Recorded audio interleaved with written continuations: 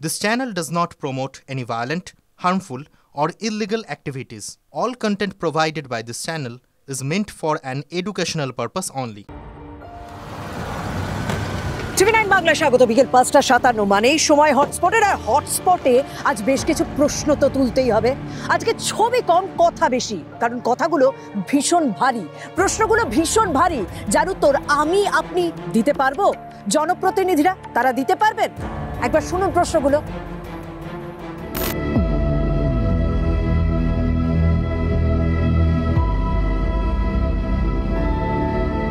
বাচ্চাদেরকে তো বলতে পারবো না, এই দেখ চাকরি নেই, তোরা এখন থেকে খাওয়াটা বন্ধ করে দে, এটা বলতে পারি না। প্রশাসনিক যে সমস্ত লোক আছে তারা কি আবার পুনরায় পরীক্ষা দিয়ে পারবে চাকরিটা, যে আমি যোগ্যতাবান, আমি আবার পরীক্ষা দিচ্ছি, আমি আবার র্যাঙ্ক করে চাকরি পাবো, চ্যালেঞ্জ দিয়ে বলতে পারে কিনা? কাল থেকে আমার চাকরি নেই, খাওয়া দাওয়া আমি বাদই দিলাম, বাবার ওষুধটা কিভাবে আমি জানি না। কাল থেকে আমি ব্যাংকে ইএমআইটা কিভাবে দেব? যে চোর আপনি তাকেই দায়িত্ব দেবেন পৃথক করার, এটা কেমন একটা না? সবাই তো আর ঘুষ দিয়ে চাকরি পায়নি, সবাইকে কেন দোষারোপ করা হচ্ছে? প্রশ্নগুলো শুনেন, ভাবুন না, আপনি ভাবুন একটা চাকরি করছেন, আজ সকালে হঠাৎ উঠে জানতে পারলেন যে আপনার সেই চাকরিটা আর নেই। মানে কাল অব্দি স্কুলে গিয়েছেন, 2016 প্যানেলে প্রত্যেকে কাল অব্দি স্কুলে গিয়েছেন, কিন্তু আজ সকালে জানেন কারুরই আর চাকরি নেই। 26,000 জনের চাকরি নেই। চাকরি শুধু 26,000 জনের নয়, 26,000 পরিবার এই মুহূর্তে ভোগান্তির শিকার। তারা কিভাবে সংসার চালাবেন, কিভাবে ইএমআই দেবেন, কিভাবে বাবা মার ওষুধ কিনবেন, কিভাবে মেয়ের স্কুলের ফিসটা দিতে পারবেন, এই প্রশ্নগুলো তাদের এই মুহূর্তে কুড়ে কুড়ে খাচ্ছে। দরকার ছিল, এটা তার জন্য আমরা পুরোপুরি রাজনীতির শিকার, নোংরা রাজনীতির শিকার। একে রাজনীতি বলে না, নোংরা রাজনীতি। আমার বাড়ি অ্যাকচুয়ালি নদিয়া ডিস্ট্রিক্টে। আমি নদিয়া থেকে চাকরির সোর্সে আমি এই ভাঙড় সার্কেলে আমি চাকরি পাই, তার জন্য আমাকে এখানে থাকতে হয়। আমি তখন ভেবেছি যে আমি যখন থাকছি তাহলে আমি একটা ফ্ল্যাট নিয়ে নিই। আমি একটা ইএমআই করে ফ্ল্যাট নিয়েছি, আমার একটা ভীষণ পরিমাণ অ্যামাউন্টের ইএমআই আমার মাথার উপরে বোঝা। তাহলে এই ইএমআই আমি কি করে দেবো? কাল থেকে আমি ব্যাংকে ইএমআইটা কিভাবে দেবো? আমি আর্নিং মেম্বার একমাত্র বাড়িতে। মা আগের বছর চলে গেছেন, আর বাবা হার্টের পেশেন্ট, এবং যেভাবে ওষুধের দাম বাড়ছে মানে সেটা তো বলার মতো না। বাবার ওষুধ না কিনতে গেলে আমি জানি না বাবাকে কতদিন বাঁচিয়ে রাখতে পারবো। কাল থেকে আমার চাকরি নেই, খাওয়া দাওয়া আমি বাদই দিলাম, বাবার ওষুধটা কিভাবে আমি জানি না। কি দোষ ছিল আমাদের বলুন? আমরা মানে পড়াশোনা করে আমি মানে ফার্স্ট ক্লাস পেয়ে আমি পাশ করেছি, মাস্টার্স করেছি সিউ থেকে। আমার কেমিস্ট্রি অনার্স ছিল, তারপরে চাকরি পরীক্ষা দিয়েছি, চাকরি করছি। এই রকম অবস্থায় চাকরির জন্য খেটেছি রীতিমতো। একটা সরকারি চাকরি পাওয়া যাতা ব্যাপার না, সেই মতন পড়াশোনা করে চাকরি পেয়ে আজকে আমাদের এই দুর্দশা। এই মুহূর্তে আপনার হাতে সুযোগ হচ্ছে, সামনে 3 মাসের মধ্যে যদি পরীক্ষাটা হয়, সেই পরীক্ষা দিয়ে আপনি আবার যোগ্যতা প্রমাণ করে প্রত্যেকেই আশা করবেন যে চাকরিটা যেন পায়। সেই পরীক্ষার জন্য মানসিক প্রস্তুতি রয়েছে? কারণ শিক্ষিত মানুষ যা খুশি করে নিশ্চয়ই রোজগার করতে পারবেন না। একদমই পরীক্ষার জন্য মানসিকভাবে প্রস্তুতি না। ওই যে পরীক্ষাটা হবে, ওখানে যে কোনো দুর্নীতি হবে না সেই গ্যারান্টি কে দেবে? এবং ওইখানে আবার চাকরি পেয়ে ওই চাকরি যে আবার যাবে না তার গ্যারান্টি কে দেবে? আমরা কি সারা জীবন এই করে যাব? এই মুহূর্তে দাঁড়িয়ে কি ভাবনা চিন্তা করছেন? মানে কি এখন কিছু ভাবনা চিন্তা নেই, পুরো সিস্টেমটার ওপর থেকে আমাদের ভরসা উঠে গেছে। বেশি সৎ সাজতে গিয়ে আমাদের আজকে কপালে এই দুর্ভোগ। আজকে প্যানেল ধরে উল্টে দিয়েছে সেই বলির পাঠাটা। আমরা 26,000 সবাই হয়ে গেলাম। সবাই তো আর অযোগ্য হতে পারে না, 26,000-এর সবাই অযোগ্য, এটা কিভাবে সম্ভব? এটা হয় না। এখন এই যে সিজিআই বলেছেন যে পূর্বতন চাকরিতে আপনারা ফিরে যেতে পারেন। কোথায় ফিরে যাব? প্রাইমারিতে, যে প্রাইমারি 2017 প্রাইমারিটা, সেখানেও কিন্তু কেস চলছে। তাহলে এবার ফিরে যাই 3 মাসের মধ্যে, প্রাইমারিতে ফিরে গেলাম, তারপরে যদি দেখা যায় 2-1 মাসের পরে সেটাও ওরকম প্যানেল ধরে ক্যান্সেল হয়ে গেল, তারপরে কোথায় যাব আমরা?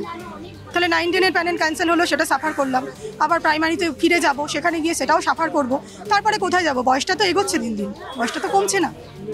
বাচ্চাদেরকে তো বলতে পারবো না, এই দেখ চাকরি নেই, তোরা এখন থেকে খাওয়াটা বন্ধ করে দে, এটা বলতে পারি না। সততা না পরিশ্রম না কি? কিসের? এই সততা আর পরিশ্রম নিয়েই তো ছোটবেলা থেকে বড় হলাম, যার ফলে 3খানা চাকরি পেয়েছিলাম। তা সেটা এখন কোন জায়গায় দাঁড়িয়ে আছে সেটা ভ্যালুয়েবল অর নট, এখন আমার আর সেই যুক্তিটা মাথায় আসছে না। সত্যি তো এটা দায় কাউকে তো একটা নিতে হবে। 26,000 জন এই মুহূর্তে, হাজার হাজার তরুণ তরুণী, তাদের ভবিষ্যৎটা আতান্তরে। সরকারি স্কুলগুলোতে শিক্ষক শিক্ষিকা নেই, সেই সরকারি স্কুলগুলো বন্ধ হয়ে যাচ্ছে। এই সমস্ত বিষয়টার দায়িত্ব নিতে হবে। এই যে যারা চাকরি হারালো তাদের এই মুহূর্তে ভবিষ্যৎ কি, যারা স্কুলে পড়াশোনা করছে তাদের ভবিষ্যৎ কি? কারণ শিক্ষক না থাকলে স্কুলে পড়াশোনা তো হবে না। এই প্রত্যেকটা বিষয়ের দায় কাউকে তো একটা নিতে হবে। যারা চাকরি হারালেন তারা কাকে দায়ী করছেন শুনেছেন তো? আপনাদের এই বর্তমান পরিস্থিতির জন্য, আপনাদের আজকে চাকরি নেই, কাল থেকে কি করবেন জানেন না, তার জন্য কাকে দায়ী করবেন? কাউকে তো একটা করতে হবে। এবার ডিপ্লোম্যাটিক নয়, এবার ডিপ্লোমেসি ছেড়ে কাউকে। সুজি আপনার এই প্রশ্নের উত্তর দেব। সরাসরি এর জন্য দায়ী পশ্চিমবঙ্গ রাজ্য সরকার তথা স্কুল সার্ভিস কমিশন। বাড়ি কথা হয়েছে এই সিদ্ধান্তের পর? বাড়িতে কথা জানেন না, এই সমস্ত কোনো বিষয় সম্বন্ধেই উনি কিছুই জানেন না। আপনার উপর পুরো ফ্যামিলি নির্ভরশীল, একদম। মানে কাল থেকে কি করবেন জানি না, ভাবতেই পারছি না কিছু। আপনার উপরই পুরো পরিবার নির্ভরশীল, মানে একমাত্র রোজগারে। ছোটবেলা থেকে ঠিকঠাক পড়াশোনা করা, তারপর একটা পরিশ্রম, তারপর পরীক্ষার মাধ্যমে সেই সরকারি চাকরি। সেই সরকারি চাকরিটা পেয়ে আজকে যে অবস্থায় দাঁড়িয়ে রয়েছেন, এটা তো কেউ আশা করে। কে দায়? আজকে টাকা ফেরত দেওয়ার কথা উঠেছে, আমাদের কিন্তু টাকা ফেরত দেওয়ার কথা বলেনি। কাদের বলেছে? যারা সাদা খাতার মাস্টার মশাই তাদের। আবার আমাদের টাকা ফেরত দেওয়ার কথা না বলে দিল যে আপনারা বৈধ, আবার চাকরিটাও খেয়ে নিল। আমরা বৈধ, আবার চাকরিও চলে গেল। আর 3 মাসের মধ্যে নতুন যে নিয়োগের কথা উঠছে সেটা বাস্তবে সম্ভব নয়। কেন সম্ভব নয়? ওবিসি মামলা চলছে সুপ্রিম কোর্টে। ওবিসি মামলা নিষ্পত্তি না হলে এরা যে কোনো নিয়োগ হবে না। তাহলে কিসের ভিত্তিতে 3 মাসের মধ্যে সম্পন্ন হবে?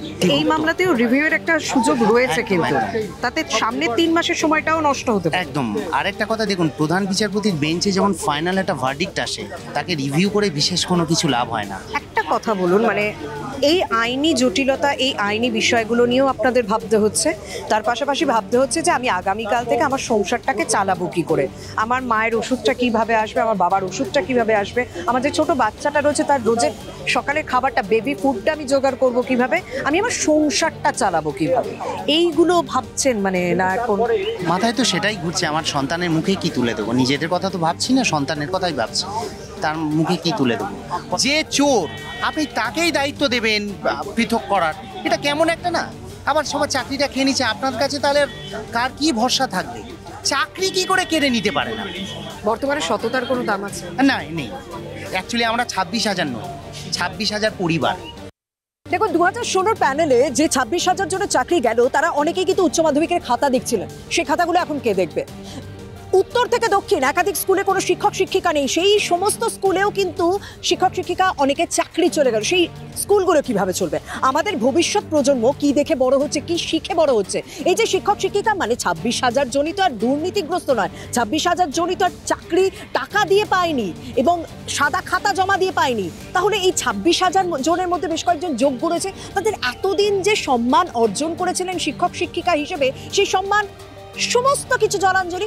তাদের ভবিষ্যতের দায়, মানে তাদের ভবিষ্যৎটা এখন কিভাবে চলবে? এই সামনে 3 মাসের মধ্যে নিয়োগ প্রক্রিয়া করতে বলা হয়েছে, তারা আবার পরীক্ষা দেবে। অনেকে সেভাবে মানসিকভাবে প্রস্তুত নয়। আর এই 3 মাসের মধ্যে যে পরীক্ষা হওয়ার প্রস্তুতি বা পরীক্ষা হওয়ার কথাটা বলা হয়েছে, এটা আপনার কি মনে হয়? আজকে যে সমস্ত WBCS অফিসাররা আছে, যে সমস্ত IAS অফিসাররা এখনই আমরা আন্দোলন করলে লাঠি নিয়ে দাঁড়িয়ে পড়বে, হ্যাঁ, বড় বড় কথা বলবে, তারা পরীক্ষা দিয়ে কি আবার পুনরায় চাকরিটা পেতে পারবে? তারা প্রশাসনিক যে সমস্ত লোক আছে, তারা কি আবার পুনরায় পরীক্ষা দিয়ে পারবে চাকরিটা, যে আমি যোগ্যতাবান, আমি আবার পরীক্ষা দিচ্ছি, আমি আবার র্যাঙ্ক করে চাকরি পাবো? পারবে সেই নম্বরটা পেতে, সেই চাকরিটা পেতে পারবে কি? চ্যালেঞ্জ দিয়ে বলুক তো পারে কিনা। 3 মাসের মধ্যে পরীক্ষা নেব, ঠিক আছে? যে প্রশ্নপত্র হয় আর দরকার হলে আমরাই সেট আপ করবো, আমরা তো শিক্ষক। তারা পাস করে কিনা দেখে গ্যারান্টি চ্যালেঞ্জ নিলাম। এত বছর একটা লড়াই চলছিল, মেয়েরও এবার শিক্ষা জগতের লড়াই শুরু হচ্ছে, কারণ সে এবার স্কুলে ঢুকছে। আর সেই মুহূর্তে দাঁড়িয়ে এরকম একটা সাংঘাতিক ঘটনা, মানে আমরা কেউ ভাবতে পারি না যে আমাদের হাতে হঠাৎ করে চাকরি নেই। কে সৎ কে অসৎ এই চিহ্নিতটা করা যায়নি। আপনার কি মনে হচ্ছে এই মুহূর্তে দাঁড়িয়ে এই রাজ্যে বা যে কোনো সময় সতেদের গুরুত্ব রয়েছে? সততার কোনো প্রমাণ পাওয়া যায়? সততার প্রমাণ এটাই যে মানে যারা যোগ্যভাবে চাকরি পেয়েছে তারা মাটি ধুলাতে গোড়াগড়ি খাচ্ছে। একজন PhD হোল্ডার, MPhil PhD করা রামকৃষ্ণ মিশনের ছাত্র, আজকে আমার সম্মানটা কোথায় গেল? আজকে আমি আমার পাড়ায় ঢুকতে পারবো না, সবাই বলবে দেখো চোর এসছে, চোর এসছে।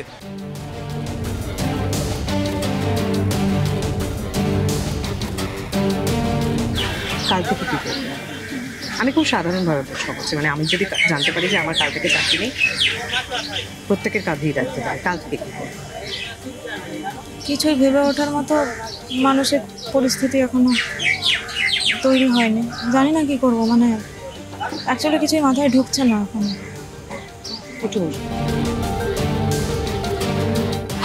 মেদিনীপুর শিক্ষার দিক থেকে খুবই উন্নত। এর আগে পূর্ব পশ্চিম একসঙ্গে ছিল, এখন আলাদা, কিন্তু সেইখান থেকেই শিক্ষিত হয়ে চাকরি পেয়েছিলেন, শিক্ষিকা হয়েছিলেন, কাল থেকে চাকরি নেই।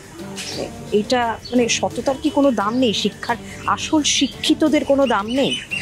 তাই তো দেখা যাচ্ছে কিছু অসৎ উপায় অবলম্বনকারী কিছু মানুষকে আড়াল করার জন্য যেভাবে পুরো প্যানেলটা বাতিল করে দেওয়া হলো, বিশেষকার কোন উদ্দেশ্য চরিতার্থের জন্য জানি না, তো সততার ধাম আর কোথায়? দীর্ঘদিন ধরে আন্দোলন প্রতিবাদও করে গেছেন, এইখানে এসে আমরা ওয়াই চ্যানেলে তীব্র শীতে আমরা একটা ত্রিপলের তলায়, ত্রিপলও টাঙানোর পারমিশন পাওয়া যায়নি, সেই অবস্থাতেও আমরা থেকেছি রাত দিন। সেই আন্দোলনের ফল কি চাকরি হারানো? তাই তো দেখা যাচ্ছে আলটিমেটলি। ট্রেনে যাতায়াতকালে এরকম হয়েছে যে আমাকে কিছু বলতে হয়নি, আমার পাশের ভদ্রলোক তিনি বলছেন যে কি বলবো, সবাই তো আর ঘুষ দিয়ে চাকরি পায়নি, সবাইকে কেন দোষারোপ করা হচ্ছে। এই যে মেসেজগুলো মানুষের কাছে গেছে, এগুলো তো অবশ্যই আমাদের আন্দোলনের ফল।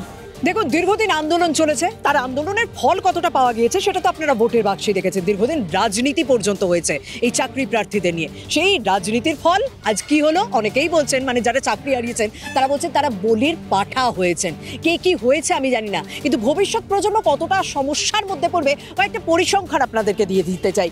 আমি জায়গা ধরে ধরে বলবো, মুর্শিদাবাদের ফরাক্কায় জানেন তো একটা স্কুল, সেই স্কুলে 60 জন শিক্ষকের মধ্যে 36 জনের চাকরি চলে গেল। স্কুলে নাম হচ্ছে ফরাক্কা অর্জুনপুর হাই স্কুল। ভাবুন তো, 36 জনের চাকরি গেল।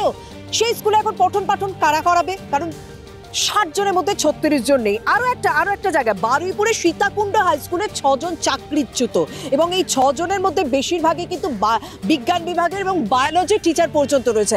এখন বায়োলজি কে পড়াবেন, কিভাবে পড়াবেন, সেই প্রশ্নের উত্তর নেই, কারণ টিচার নেই। আজ সকাল থেকে সেখানে টিচার নেই, আদালতের নির্দেশের পর সেখানে আর কোনো টিচার নেই। আমার হাজবেন্ড আর আমি দুজনেই হচ্ছে গিয়ে একই প্যানেলেরই আর কি চাকরিতে, একই প্যানেল থেকে এসেছি, তো সেক্ষেত্রে আমাদের দুজনেরই চাকরি গেছে। এই মুহূর্ত অনুযায়ী দুজনেরই চাকরি গেছে।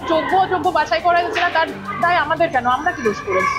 চোপড়া গার্লস হাই স্কুল এবং চোপড়া হাই স্কুলে 9 জন শিক্ষিকার চাকরি চলে গিয়েছে, এবং 9 জনের মধ্যে 5 জন বিজ্ঞানের শিক্ষিকা। চোপড়া গার্লস হাই স্কুলে এখন কারা বিজ্ঞান পড়াবে, কে পড়াবে? এই প্রশ্নের উত্তরগুলো কে দেবে? মানে কাদের দায়ে এই ভবিষ্যৎ প্রজন্ম এই মুহূর্তে শিক্ষক শিক্ষিকার অভাবে ভুগছে সরকারি স্কুলগুলোতে? প্রত্যেকে স্কুলে এসেছিল, আজকে আমাদের আজ থেকে ইউনিট টেস্ট শুরু হয়েছে। প্রত্যেকে এসেছিল, শোনার পর সবাই চলে গেছে বাড়ি, কান্নাকাটি করে চলে গেছে। আমরা যারা স্কুল চালাচ্ছি, যেসব স্কুল সাফার করছে, এবার আমাদের ওপর একটা বাজ ভেঙে পড়লো। আমার টিচিং স্টাফ 31, 9 জন চলে গেল। এবার আমার বিরাট স্কুল, প্রায় 3300 স্টুডেন্টস, এই কজন টিচার দিয়ে আমি কিভাবে চালাবো আমি জানি না। দেখুন, মুখ্যমন্ত্রী মমতা বন্দ্যোপাধ্যায় বলছেন যে এই যে আদালতের নির্দেশ দেওয়া হয়েছে 3 মাসের মধ্যে যাদের নাম ওই তালিকা নেই, মানে যারা ওই সাদা খাতা দিয়ে জমা দিয়ে চাকরি পেয়েছে, মানে যাদের নাম অযোগ্যদের তালিকায় নেই, এসএসসির দেওয়া তালিকায় নেই, তারা যে চাকরি পরীক্ষা দিয়ে চাকরি পাবে সেটা 3 মাসের মধ্যে সম্পন্ন করতে হবে। তাদের যাতে 3 মাসের মধ্যে চাকরি পরীক্ষা সঠিকভাবে সম্পন্ন হয় সেই বিষয়টা মুখ্যমন্ত্রী নিজে দেখবেন, এবং 7 তারিখে তিনি ইন্ডোরে যাবেন, নেতাজি ইন্ডোরে যাবেন, তাদের সঙ্গে বসবেন, এবং যে সমস্ত মানুষ আজকে চাকরি হারালো, যাদের পরিবার এই মুহূর্তে কি করবে বুঝতে পারছে না, ইএমআই কে দেবে সেটা বুঝতে পারছে না, তাদের পাশে দাঁড়াচ্ছেন মুখ্যমন্ত্রী মমতা বন্দ্যোপাধ্যায়। ওরা বলেছে 3 মাসের মধ্যে প্রসেস করতে, আমরা করে দেবো। আমি এডুকেশন মিনিস্টারকে, আমরা একটা মিটিং করেছি এমার্জেন্সি, সবাই যারা এখানে আছি সবাই মিলে, এবং অলরেডি এডুকেশন মিনিস্টারকে বলেছি যে স্কুল সার্ভিস কমিশন, যেটা অটোনমাস অর্গানাইজেশন, তাদের আমাদের ফিলিংসটা জানাতে। 7 তারিখে তারা ইনডোর স্টেডিয়াম বুক করেছেন। আমি 7 তারিখ 12টা 15 নাগাদ তাদের কাছে যাব, তাদের কথা শুনবো, শুনতে তো কোনো আপত্তি নেই। 7ই এপ্রিল তাদের কথা আমরা শুনতে যাব, এবং এটুকু বলতে যাব, ধৈর্য হারাবেন না। এদের কোনটা আসল কোনটা নকল বলুন তো? মানে এদেরকে নিয়ে দীর্ঘদিন ধরে রাজনীতি হয়েছে, এই চাকরি প্রার্থীদের নিয়ে এখনো রাজনীতি হয়ে যাচ্ছে। আমাদের একটা দফা, একটা দাবি, মমতার পদত্যাগ। ওই মমতা যদি তাড়াতাড়ি পদত্যাগ করে তাহলে ভালো, না হলে পশ্চিমবঙ্গের মানুষ খুব শিগগিরই তাকে ছুঁড়ে ফেলে দেবে। লক্ষ্যভ্রষ্ট তারা, তাদের উচিত ছিল সমস্ত দায়িত্ব এই রাজ্য সরকার দুর্নীতি করেছে মমতা তার বিরুদ্ধে না করে এখন ওরা বোকার মতো ভাবছে আমি ওদের শত্রু। চোরের মায়ের লম্বা গলা, চোরেদের রানী, তিনি বলেছেন এসএসসি দায়ী, এসএসসির হাতে কোনো ক্ষমতা ছিল না। এই জোন অফিসগুলো 5টাকে তুলে দেয় পার্থ চ্যাটার্জি এসে, যেমন ডিপিএসসি তুলে দিয়েছিল জেলাতে। গোটা ব্যবস্থার মধ্যে যে দুর্নীতি, এই পচা গলা প্রশাসনিক ব্যবস্থার শিকার তারা। এইভাবে বাংলার বেকার যুবক যুবতীদের সঙ্গে মুখ্যমন্ত্রী জীবন নিয়ে জুয়া খেলছেন। এই এত ছেলে মেয়ের চাকরি গেছে তার জন্য দায়ী শুধুমাত্র টিএমসি সরকার। আমার একটাই অনুরোধ যুব সমাজকে, যত তাড়াতাড়ি সম্ভব এই পার্টির থেকে নিজেকে মুক্ত করুন। দেখুন, এই মাত্র কয়েক মিনিটে 26,000 পরিবারের কাছে যাওয়া সম্ভব নয়, কারণ প্রত্যেকে অযোগ্য নয়। তাই বেশ কয়েকজনের বক্তব্য, বেশ কয়েকজনের প্রকৃত সমস্যা তুলে ধরলাম। আর এদের মধ্যে অনেকে রয়েছেন আমাদের কাছের মানুষ, যাদেরকে ছোটবেলা থেকে না অনেক পরিশ্রম করে এই চাকরিটা পেতে দেখেছি, ছোটবেলা থেকে 1 থেকে 3-এর মধ্যে দেখেছি। সেই ভালো স্টুডেন্টগুলো, সেই ভালো পরিশ্রম করা মানুষগুলোর ভবিষ্যৎ তাহলে এখন কোন দিকে যাবে? তাকিয়ে আছি, আমরা প্রত্যেকেই তাকিয়ে আছি। আশা করি আপনারাও এই প্রশ্নের উত্তর খুঁজবেন, উত্তর সঠিক সময় সঠিকভাবে দেবেন। আজ এখানেই শেষ করছি। আরো অন্যান্য খবরের জন্য নজর রাখুন টিভি 9 বাংলার সঙ্গে থাকুন।